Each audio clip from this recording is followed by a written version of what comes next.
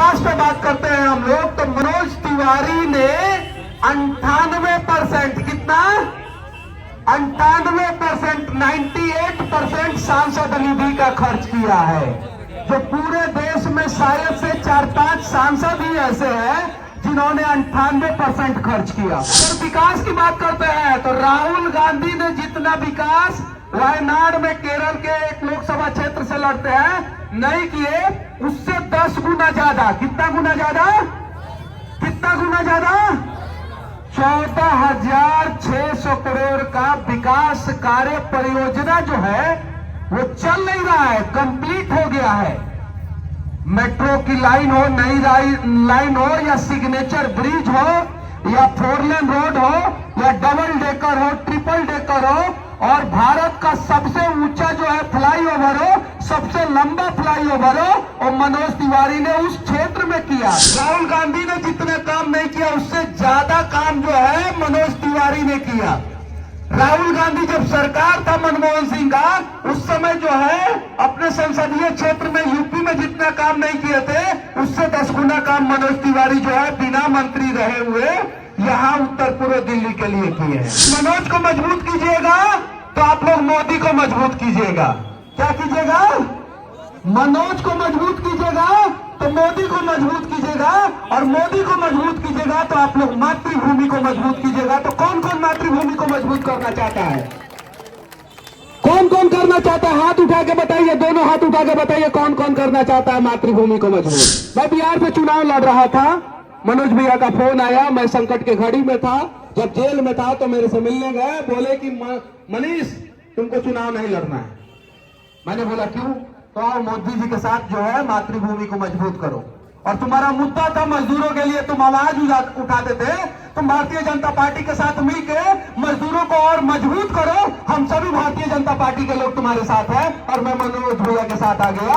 अगर भारत में, पूरे भारत की मैं बात कर रहा हूं, चुनाव बाद अगर देश के किसी भी कोने में मजदूरों को कोई भी समस्या हो, आप लोग याद कीजिए मनीष कश्यप जैसे लोग, मनोज तिवारी जैसे लोग और नरेंद्र मोदी जी जैसे लोग जो है आप लोगों के लिए खड़ा रहेंगे और आप लोगों की मजबूती के लिए दिन रात प्रयास करेंगे। जिंदाबाद मनोज तिवारी, जिंदाबाद मनोज तिवारी, जिंदाबाद। अब की बार 400 पार, अब की बार, और फिर एक बार मोदी सरकार, फिर एक बार, और फिर एक बारी मनोज तिवारी। मैं अनुरोध करती हूँ कि स्वागत की कड़ी को हम समाप्त करते हैं अब, और आदरणीय मनीष भैया जी से अनुरोध करती हूँ। मैं रेखा सिन्हा यहाँ से पूर्व निगम पार्षद रही, मैं आपसे अनुरोध करती हूँ कि आप के वचन यहाँ पर सुनने के लिए सभी आतुर हैं। आपका मार्गदर्शन सबको मिले कि हम सब चुनाव मैदान में हैं तो कैसे हम सब काम करेंगे। आपका आशीर्वचन। जय श्री राम। और जब हम लोग जय श्री राम बोलते हैं तो इसका मतलब ये नहीं कि हम लोग सिर्फ और सिर्फ धर्म की बात करते हैं। जय श्री राम बोलने का मतलब ये है कि हम लोग धर्म के साथ साथ राष्ट्र की बात करते हैं, राज्य की बात करते हैं और विकास की बात करते हैं। आप लोगों ने सुना होगा कि 2 साल पहले, 3 साल पहले कम्युनिस्ट विचारधारा के लोगों ने मंदिरों के बारे में एक प्रोपोगेंडा फैला दिया था कि मंदिर से विकास नहीं होता है। मैंने उस पर 7-8 वीडियो बनाया, देश के अलग अलग कोने में जाके घूम के बताया कि मंदिर से विकास होता है। उसके बाद से कम्युनिस्ट पार्टी वाले जो है वो चुप हो गए। कम्युनिस्ट पार्टी से एगो नेता चुनाव लड़े थे बेगूसराय में, नाम जानते हैं आप लोग? टुकड़े टुकड़े गैंग के पैदाइशी थे जेएनयू से, नाम जानते हैं ना? 4.5 लाख वोट से हारे बिहार में, बेगूसराय में। वीरों की धरती है बिहार की बेगूसराय। कितना लाख वोट से हारे थे? 4.5 लाख वोट से हारे थे। उसके बाद से कांग्रेस को लगा क्या कि पाकिस्तान के समर्थन से और टुकड़े टुकड़े के गैंग के सरदार को टिकट दे देने से दिल्ली में कुछ हालात बदलेगा कांग्रेस का। तो कांग्रेस ने यहीं पे गलती कर दिया, और सबसे बड़ा गलती कांग्रेस ने यही किया है कि अगले 10 साल बाद जो है, जैसे डायनासोर पे रिसर्च होता है ना, जो धरती से विलुप्त हो गया प्रजाति, वैसे ही 10 साल बाद रिसर्च होगा कि कौन सी ऐसी राजनीतिक पार्टी है जो धरती से विलुप्त हो गई, तो पता चलेगा कांग्रेस।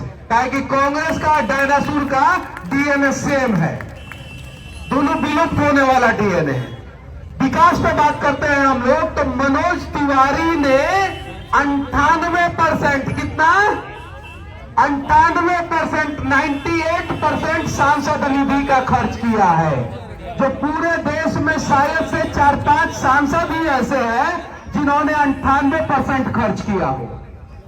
अगर विकास की बात करते हैं तो राहुल गांधी ने जितना विकास वायनाड में केरल के एक लोकसभा क्षेत्र से लड़ते हैं नहीं किए, उससे 10 गुना ज्यादा, कितना गुना ज्यादा, कितना गुना ज्यादा, 14,600 करोड़ का विकास कार्य परियोजना जो है वो चल नहीं रहा है, कंप्लीट हो गया है।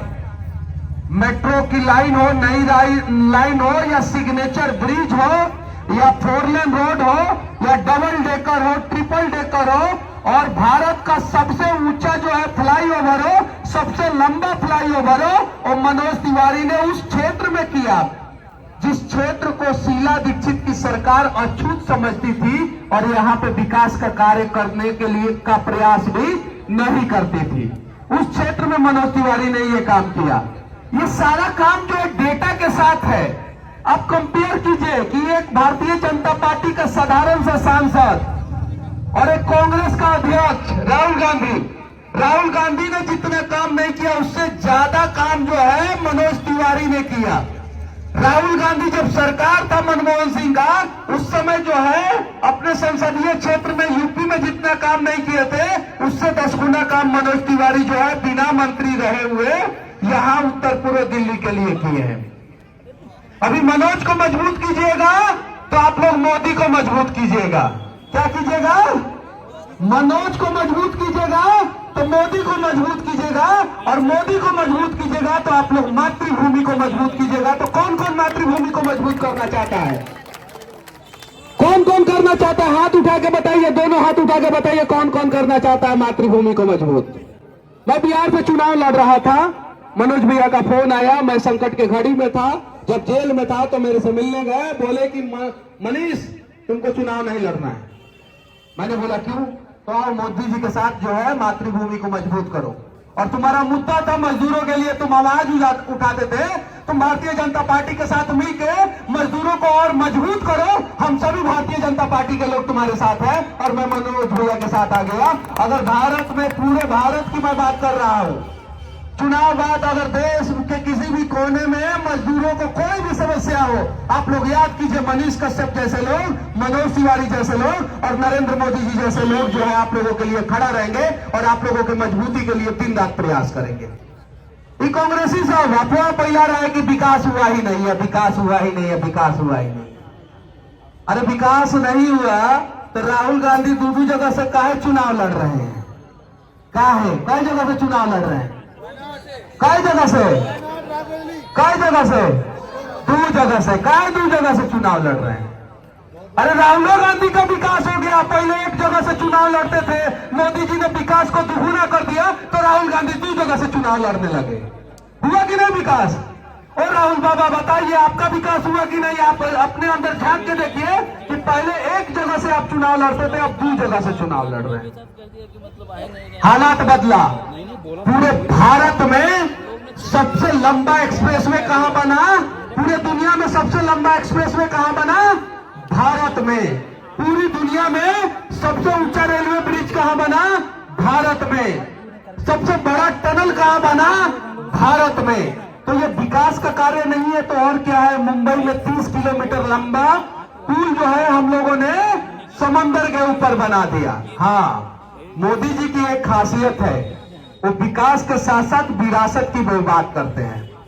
विकास के साथ साथ विरासत की बात करते हैं। और धारा 370 उन्होंने हटाया, जम्मू कश्मीर का पूरा विरासत बचाया और उसके बाद से राम मंदिर बनवाया, पूरे हिंदुओं का स्वाभिमान बचाया। तो ऐसा प्रधानमंत्री तीसरी बार जीतनी चाहिए कि नहीं जीतनी चाहिए? अब चाचा, अगर आप अपनी बेटी को जो है सिर्फ और सिर्फ खाना बनाते हुए देखना चाहते हैं, बहू को खाना बनाते हुए देखना चाहते हैं, तब तो ठीक है कांग्रेस। अगर आप अपनी बेटी को सदन में भेज के देश चलाने का प्रयास करवाना चाहते हैं तो नरेंद्र मोदी जी ने 33% आरक्षण देके हमारी मातृशक्ति को मजबूत किया। किसी ने इसके पहले किया क्या? नहीं किया। आज तक हमारी बहन, हमारी माँ, हमारी बेटी जो है पैदा होती थी तो बाप सोचते थे क्या कि अब इसका शादी कैसे करेंगे और कहीं से पैसा का व्यवस्था करेंगे और किसी भी हाल में शादी करेंगे।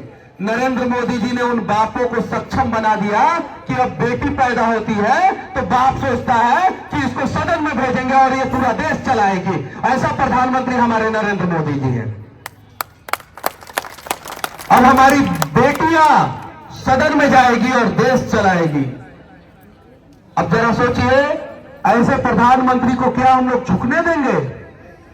जो पुलवामा हुआ, कुछ कांग्रेसी कहते हैं कि सबूत कहां है, पुलवामा में आरडीएक्स कैसे आ गया, ये कैसे आ गया, वो कैसे आ गया। बहुत सारा चीज होता है जो देश के सुरक्षा के लिए हिडन रखा जाता है, उसको बताया नहीं जाता है, पब्लिक फोरम पे नहीं लाया जाता है। मोदी जी को पता चला कि आरडीएक्स कहां से आया था, मोदी जी ने फाइटर प्लेन भेजा और आरडीएक्स जहां से आया था उसको बर्बाद कर दिया, पाकिस्तान पे जो है हमला कर दिया। क्या कांग्रेसी को पता नहीं है कि आरडीएक्स कहां से आया था? बार बार पूछते हैं लोग। पाकिस्तान से आरडीएक्स आया था और भारत का वायुसेना ने पाकिस्तान को करारा सबक सिखाया था। पहले आप लोग सुनते थे कि बार बार पाकिस्तान आंख दिखाता था, अब पाकिस्तान जो है चौवन्नी छाप भिखमंगा देश पाकिस्तान जो है बर्बाद हो गया। पीछे रीजन सिर्फ और सिर्फ एक ही है, इस देश का सशक्त प्रधानमंत्री नरेंद्र मोदी जी। आज पाकिस्तान बर्बाद हुआ तो भारत सुरक्षित हुआ कि नहीं हुआ? हुआ ना सुरक्षित। आज ये लोग बोलते हैं, बचवा सब कह रहा है, आज ये लोग बोलते हैं कि रोजगार मिला ही नहीं। हाँ, ये बात सही है, देशद्रोहियों को रोजगार नहीं मिला जो सड़कों पे चिल्लाते थे। ये बात सही है, जो देश को बर्बाद करते थे उनको रोजगार नहीं मिला। राहुल गांधी जी जैसे लोग जो है बेरोजगार हो गए, कन्हैया कुमार जैसे लोग जेएनयू से पढ़ने के बाद भी बेरोजगार हो गए। हुए कि नहीं हुए? हो गए। ये मोदी जी का देन है। और जो युवा टैलेंटेड है चाचा, वो आज आईफोन बना रहा है भारत में। कहां पे बना रहा है? भारत में। पहले आपके मोबाइल के पीछे made in Japan, made in Korea, made in Vietnam, made in China और made in Finland, made in America लिखा रहता था। अमेरिका का एप्पल, फिनलैंड का नोकिया, जापान का सोनी पैनासोनिक, कोरिया का जो है एलजी रहता था, सैमसंग रहता था, चाइना का अनेकों फोन रहता था। अब आपके मोबाइल पे क्या लिखा रहता है? क्या लिखा रहता है लोगों? और उस फैक्ट्री में कहां के लोग काम करते हैं? भारत के लोग। रोजगार मिला। पहले कांग्रेसी जो है सिर्फ और सिर्फ हमें नौकर बनाते थे। क्या बनाते थे? नौकर। की नौकरी के चक्कर में पड़े रहो, नौकरी के चक्कर में। और जब तक हमारा बच्चा नौकरी के चक्कर में पड़ा रहता था, नौकर बनता था। मोदी जी ने उसे मालिक बनाना शुरू किया और बच्चों ने फैक्ट्री खोलना शुरू किया। छोटा छोटा कंपनी खोल के जो है आज कितने सारे स्टार्टअप जो है पूरे दुनिया में धमाल मचाए हैं, वो सिर्फ और सिर्फ मोदी जी की देन है। और अगर ऐसा नहीं होता तो आईफोन से लेके और फॉक्सकॉन से लेके और सेमीकंडक्टर की कंपनी जो है भारत में निवेश करके भारत में फैक्ट्री नहीं डालती। ये मोदी जी का देन है कि नहीं है? ये लोगों ने अफवाह फैलाया कोरोना के ऊपर। एक वैक्सीन बना ना, इंग्लैंड में जो है कोर्ट में गया, पता नहीं क्या हुआ। वो वैक्सीन भारतीय एनवायरमेंट कंडीशन पे बना था। किस एनवायरमेंट कंडीशन पे बना था? भारत में। और ये विपक्षियों ने अफवाह फैला दिया कि इससे जो है ये बीमारी हो रहा है, वो बीमारी हो रहा है। 10 लाख में से 7 लोगों को बीमारी हो रहा है। कितना लाख में से? 10 लाख में से 7 लोगों को, यानी 0.00001% से भी कम। और भी इंग्लैंड में हो रहा है, भारत में नहीं हो रहा है। अगर वो वैक्सीन कोरोना के समय में नहीं बना होता तो ना जाने कितने लोग यहाँ पे नहीं बैठे होते, उनका ऊपर का टिकट कट गया होता। अगर उनका जान बचाया तो नरेंद्र मोदी जी का सशक्त निर्णय ने जान बचाया है। नरेंद्र मोदी जिंदाबाद। ये जो टुकड़े टुकड़े गैंग है ऐसे ही अफवाह फैलाएंगे आप लोगों के बीच में, और आप लोग अपने घर में सो जाइएगा और वो लोग जो है जाके 85% वोट करेंगे, और फिर जो है क्या हश्र होगा आप लोग बंगाल को उठा के देख लीजिए और केरला को उठा के देख लीजिए, और कश्मीर में हमारी माँ बहन कट रही थी, कोई कांग्रेसी क्यों तक नहीं बोला। अब मणिपुर पे सब लोग जो है कुत्ते की तरह भौंकने के लिए तैयार हो जाते हैं। ये सच्चाई है। मनोज भैया आ चुके हैं, यहाँ के सबसे लोकप्रिय सांसद